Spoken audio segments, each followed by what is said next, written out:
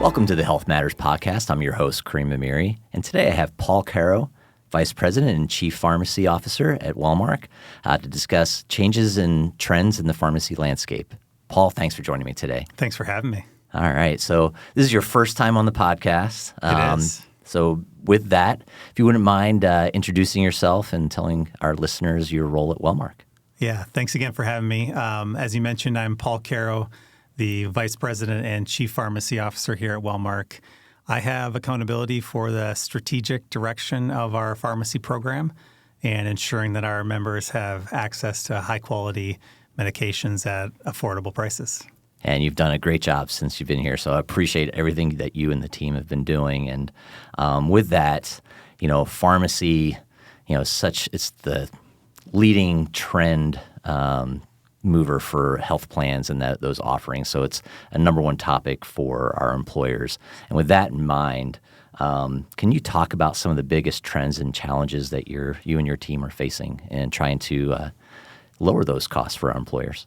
Yeah, well, I'll start by saying I've spent my entire career as a pharmacist in managed care, and I can confidently say that the industry is changing faster now than it ever has before. And at the center of that is affordability. There are phenomenal drugs coming to the market, which is great for all of us. However, they are very, very challenging to manage and to control the costs. At Wellmark, our objective is to make and help people live healthier lives. And because pharmacy is such an important part of that, my job and my team's job is to make sure that we're delivering solutions into the market that employers and members want and need, but to do it in an affordably sustainable way. Yeah, so speaking of some of those drugs, the one that I get questions on every time we have an employer meeting is GLP-1s. Many employers, they would love to offer it, especially from a weight loss perspective, but the cost can be just too much. What are things that employers should consider if they are looking to offer GLP-1s specifically for weight loss? Yeah, you and me both. I get that question almost every day here in my role. I think there's really kind of comes down to two different things. One, there's cost and there's utilization. The good news is that we are seeing some pricing dynamics move with some of the direct-to-consumer models, and prices have come down. The challenges that employers have is that how do you match cost with projected utilization? Yep. That's the really hard part is if you open up coverage, how many members will actually seek coverage? And if you have utilization that goes through the roof, then cost becomes a major issue for an employer group. Yep. So employers need to be thinking about both sides of that. It's not just about unit cost of the drug. It's about cost with projected utilization based on their patient population. And I know, sorry to interrupt you, but I know some employers, they try and interject a program, maybe a behavioral modification program to maybe curb that utilization. And maybe you could talk about that too. Yeah, I mean, there are a lot of point solutions that are out in the market. And I think there's different flavors of a lot of them. And some, I think, make a lot of sense for some employers. Some might not.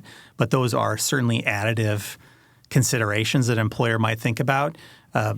Cost, utilization are the primary drivers, and if you can layer on a point solution that helps mitigate some of the utilization being unchecked, I think that that's important.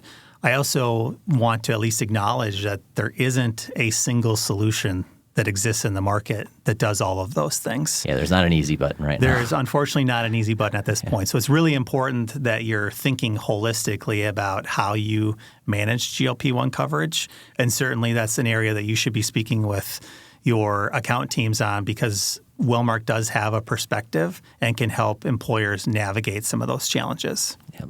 Yeah, we've seen employer groups that have added it and the utilization just goes through the roof. But I'm glad there's some good news or maybe some things down on the horizon. But, speaking of cost overall for the rest of the pharmacy landscape, what are some things that Wellmark's doing to you mentioned trying to lower the cost for employers. What are some of the things that we're doing?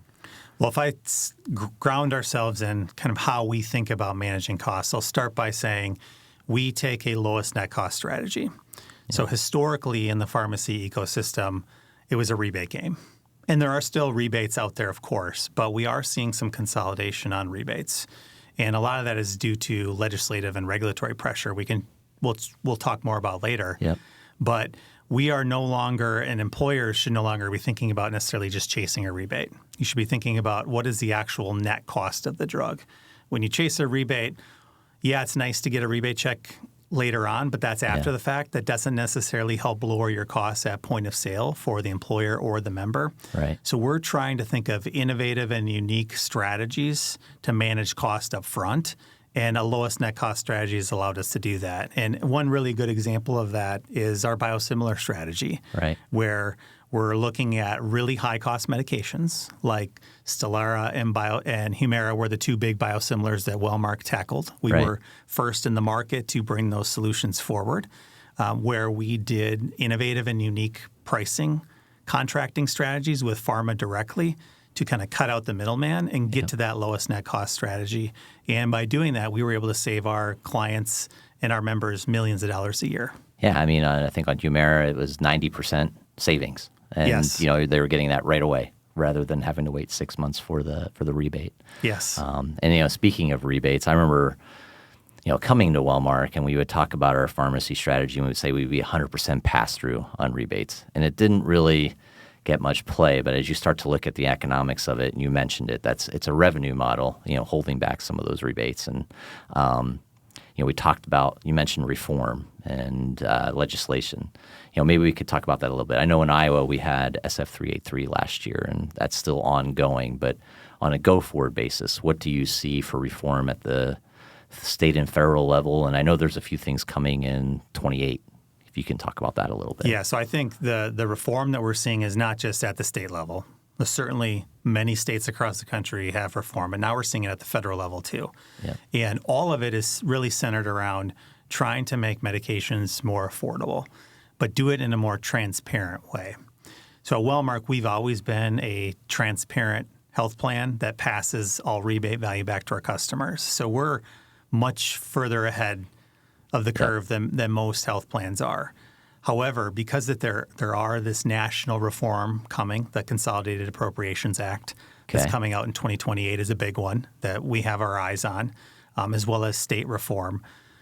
The challenge that we'll have and that employers need to be thinking about is that's going to change the dynamics for how drug manufacturers and PBMs think about pricing their products in the market. So even as a fully transparent pass-through health plan, we still need to be thinking about what are the economic impacts that will happen upstream of us, what sort of gamesmanship might happen to the pricing dynamics, because there are gamesmanship. And we are all over it. We're monitoring it. But there will be a massive kind of reset of the way pharmacy drugs are procured in the United States as a result of this change. What do you think that impact will be to an employer in post 2028? You mentioned all the things that we probably have to think about, but what might be a potential outcome of that for those employers? Yeah, I think the advantage of a rebate is that it's predictable and you can help kind of offset your costs over time via keeping your premiums low. What we're seeing in some of the reform legislation that's out there, at least initially, it looks like there's going to be a shift to moving those costs at point of sale. And so individual members will see the benefit of that rebate versus an employer. So I think we could see some premiums be impacted as a result of those dollars not flowing back to the employer and then flowing to the member directly. There's still a lot that needs to be worked out in the legislation, and we haven't seen all the final rulings, of course.